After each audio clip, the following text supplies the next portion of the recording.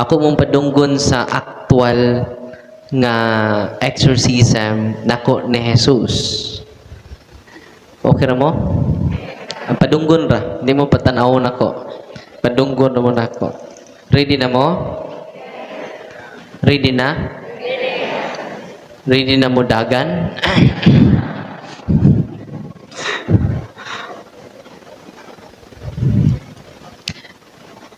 Dili na si Jesus ang isulti ini, wa siya kalibutan.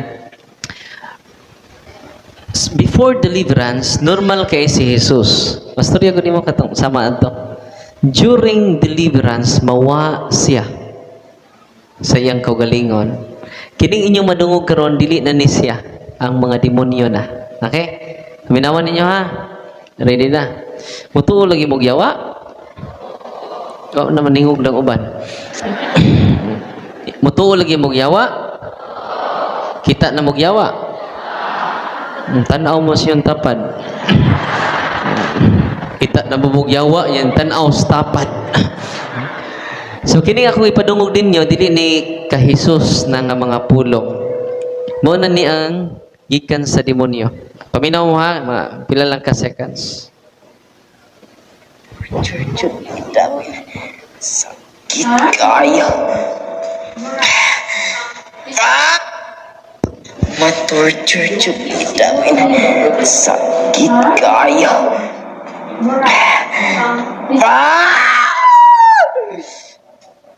Darin, hapit na yun ni mawala. Hapit na mi mawala, Darin.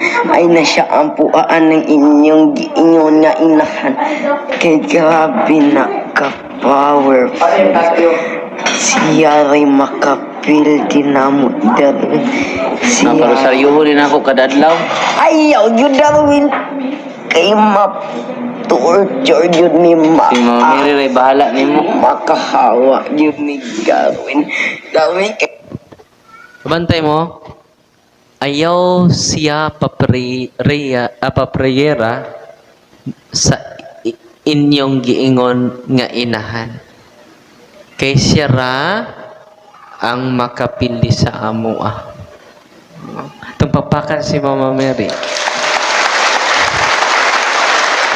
Una nga ako sa ingnan, parosaryohonin ako kada adlaw. Gidugangan niya yung rosaryo.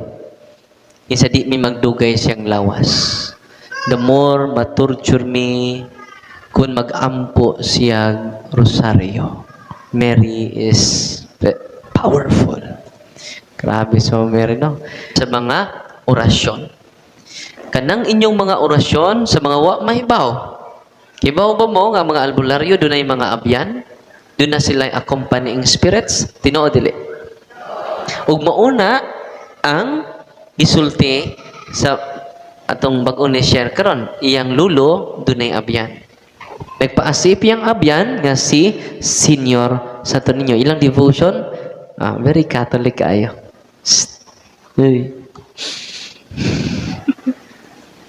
Unya, kanang nagharas ni Jesus karon muna ang mga abyan sa iyang lulo nga albularyo.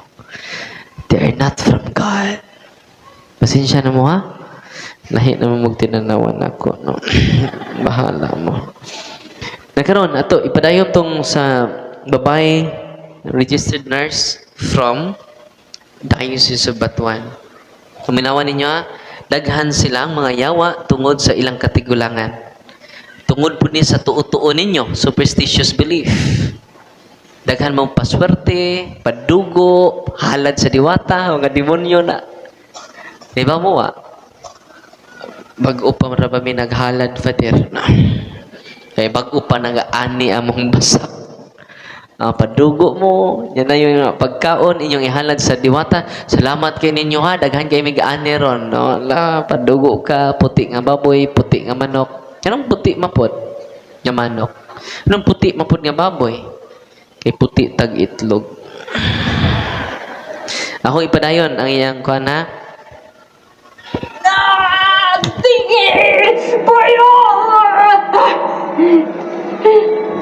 Satan, tell me your name. Other name.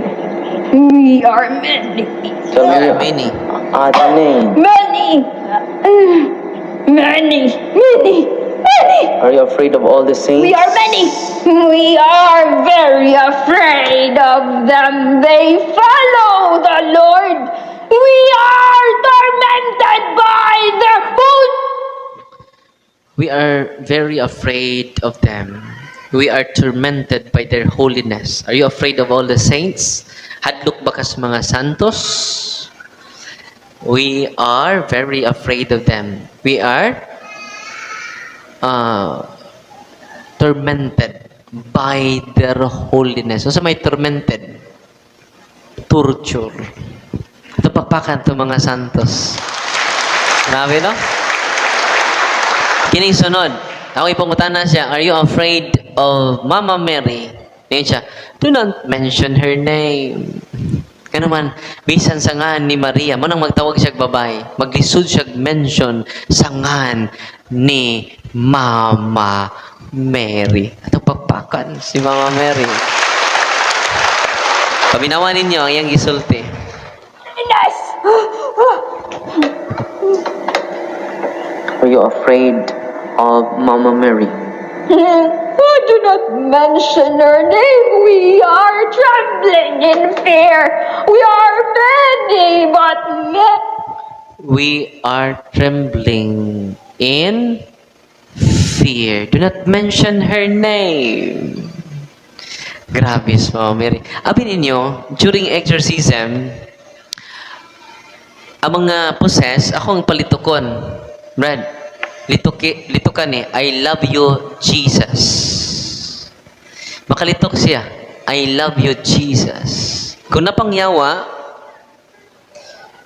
makalitok yapon siya, I love you, Jesus. Pero sunod, Brad, I love you, Mama Mary. Basta napangyawa, di siya kalitok og I love you, Mama Mary. Magtana mo na ako, anong di siya kalitok? Tungod kay si Mary, Taura. Siya anghel. Matud pa sa Salmo, ang anghel labaw kaysa tao. Pero tungod kay mapagarbuhon man siya, giisa sa Diyos, si Maria, aron pagtunom sa sa demonyo. No? Tapapakan si Mama Mary. Are you afraid of Mary? Do not mention her name. We are trembling in fear. Dili yan sinaanlo ka? Trembling. So, trembling, nagkurog. Nakabantay mo siyang tingog? Nagkurog-kurog? Antay, padayon ha? We are so afraid. afraid of her. We are afraid. Kabantay mo, nagkurog-kurog? Nadlok mo Nadlok mo Liwat mo siya Hadlukan. At ano trembling in fear. Yung anak katalawan ng yawa. Yung anak kahadlukan ng yawa. Yung nadudugog, ayang tingog. Ako pa na yun na. Why are you afraid of her? Because we are dirty. We are dirty. We are dirty. We cannot. We cannot live in her Kabantay mo, maglisod siya glitok. We cannot live before her presence. presence. We cannot live in her presence. She's too pure. She is too pure, immaculate. Kung papakan si Mama Mary. We could not live before her presence because she is too pure, immaculate. Ang mga yawa mo kurog sa mahadlok, nagdumot ni Maria. Kinsa mga yawa? Nagdumot ni Maria. Ngano man ning ubang mga laing tinuan, magdumot man pong Maria.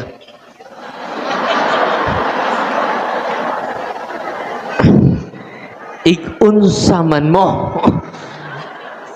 At tinuon dili. Parang delikado lang yun. Upalhin og laing tinuan. Very consistent na. Lain-lain ni nga mga possess. Nan sila common denominator against sila ni Mary. Hadlok sila ni Mary. Nagtumot, I want to kill Mary. I hate Mary. Ana. Oh. Kung mong basahon, ang John chapter 19, verse 17, 19:27, ningon si Kristo dito sa tilan sa krus, ngadto sa iyang tinunan, si Juan, anak, ania, ang imong inahan. Ubingon sa siya sa iyang inahan, babay, ania imong anak. Usa may kahulugan na. Ang mga theologian nag-ingon, doon na unique relationship ang tanang tinunan ni Kristo ngadtos iyang inahan. Kamong tanang tinunan, ania ang inyong inahan. Babay, ania ang imong mga anak. Mo nay hinungdan, mutawag tang Maria, Mama. Kinsa ra may motawag ni Mary, Mama Mary? Kinsa ra? Katoliko ra. Nyag maborn again ka. Ma-mermaids. Mermaids, Mormons. Ma-Mormons ka. Di na ka motawag ni Mary nga Mother Mary. Amen. Yung anak kay importante si Mama Mary. Sa tagsa na to kakinabuhi, si Kristo na ang namung ni anak, ania ang imong inahan. Babay, ania ang imong mga anak. Paminawan ninyo ang sulti sa mga demonyo, pito ni ka demonyo. Dila na ko ipadungog ninyo tanan kay wabot man ning usang oras.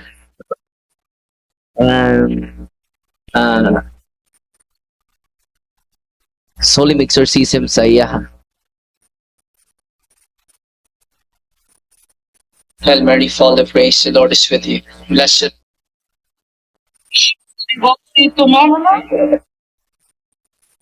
Hail Mary, full of grace, the Lord is with you. Blessed are you among women, and blessed is the fruit of your womb. You love Mama Mary.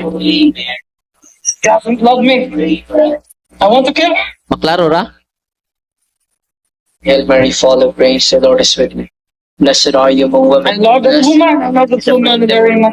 I love that woman. But she doesn't love me. She loves Mama Mary. Who's that lady? She's always bringing that lady. Blessed is the fruit of your womb. I cannot get this woman. For 20 years I want her, but I cannot. Hail Mary, full of You don't know? the Lord is with you. Blessed are you. I want that Blessed is the woman fruit of your womb. to be my wife, but she doesn't love me. She loves Mama Mary. Because of the devotion of Mama Mary. She loves so much Mama Mary. Sa iyang gisulti, himuon na mo siya nga amo asawa ko, nga amo asawa. Muna gitawag spirit of incubus. Kung laki ang inkanto, spirit of sana? Incubus. Kung babae po, female inform ang appearance sa demonyo, succubus. Kung lalaki, incubus. Kung babae, ingon po itong nangutanan ako, Father, niya kung tiguang ang inkanto, spirit of Nicopus. Kaya ba mo, kisiris na to siya, ang mga demonyo, hindi na ako ipadungog ninyo tanan, kay taas pa ni, 1 hour. So, din ninyo makita, patorture ang mga demonyo. Nagrosaryo man eh. Before ko mag-start o solemn exorcism, magrosaryo mi. Ang mga yawa nga na siyang lawas, na torture na. Ito papakan na ito mahal na Berhen. Muna nga, kung sige tag-ampo sa Santos nga Rosario, Ang mahal na birhen mo uban nato. Huluhod uban nato. Mohangyo siyang anak. Mga liupo siyang anak. Labi na sa panginahanglan, sa tagsa-tagsa nato, kapapilya. Muna mga amahan nga niya din ni karon. Rosario jud. Rosario jud. Kay daghan nato karon wala na ta og devotion sa birhen. Ang nakaluwasan ning bayhana kay ba mo ang iyang devotion sa mahal nga birhen. Gisiris nila mo, dali ra nila human wala kabot og napo ka series of exorcism na ulian na siya. Ako siyang giingnan kada adlaw simba. Kada adlaw simba. Kaloy ginubag ko lang siya na ulian. Dili na siya mag-react. Dili na siya wild. Normal na siya during exorcism. Ang iyang pagpaduol sa birhen, huwag kaadda-adlaw nga simba, mo'y nakapalaya sa mga demonyo. At papakan ang Ginoo. Tinuod niya dunay yawa. Tinuod. Hindi na po laing babae. Nagabusay uyab niyang kanto. Murag storytelling rin eh. Matungog rin niyo sa DY8. Tatak RMN. Pero tinuod na. Daghang ipangharas sa yawa karon. Masila kay Baw. Kay Baw mo, ang kabugat siyang lawas, sakit siyang ulo, nawala na hantod karon. Naperti niyang lipaya. Sangko sa langit yung kalipay. Nga naman, she received complete liberation from the harassment of evil spirit and complete healing from her illnesses. Grabe, no? Pagpaka na to ang ato Ginoo. O na nga, pumasayod lang tanan sa mga paagi sa Ginoo nga naa sa ato simbahan. Eh, ang yawa sa nasa si paagi. Iya sa gigamit ang mga larawan sa Birhen to deceive us. Sa to? Iya sa gigamit ang larawan sa Birhen to deceive us. Kidaghan karong mga larawan nga mohilak. Uy. Daghan karong larawan sa Birhen nga nagtubo. Uy. Pasensya na mo. Rin na ako nganlan. Daghan. Ang ilang giadto dili na ang misa. Ang ilang giadto dili na ang sakramento. Larawan na sa mga santo. This fanaticism. Uy. Dahil naman pong tinanawan ako. Bahala ko. Kung doon ay birhen nagtubo, questionable na. Kung doon ay Santo Ninyong nisayaw, questionable na. Kung doon ay santos naghilak, questionable na. Uy, ito ra mamigikan, Father.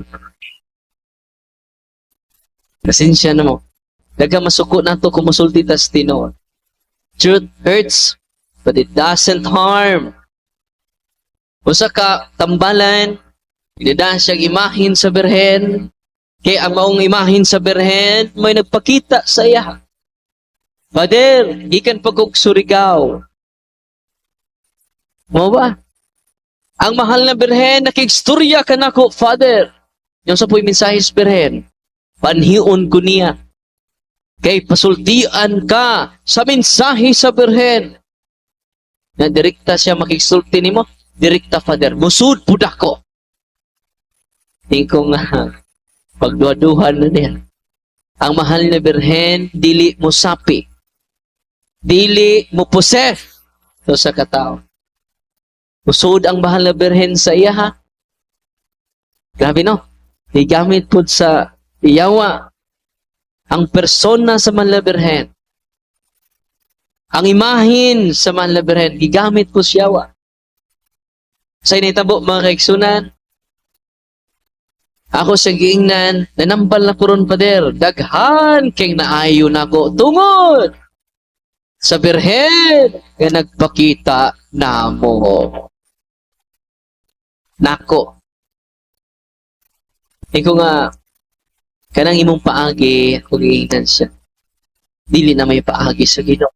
Ang paagi sa Ginoo nga healing, go to your priest, receive the sacrament of healing, confession. Manas Padre Pio, daghang naayo niya because of the sacrament of confession. Tinoo dili. Gusto mong healing? Duol mong Father Arnel. Receive the sacrament of healing, confession, anointing of the sick. Ya kumusimba mo, the body of Christ is the source of healing. Amen. Muna ito i-promote. Dili fanaticism. Ang atong pagtuo nga gusto sa to Ginoo, dili fanatic. Dili pod agnostic.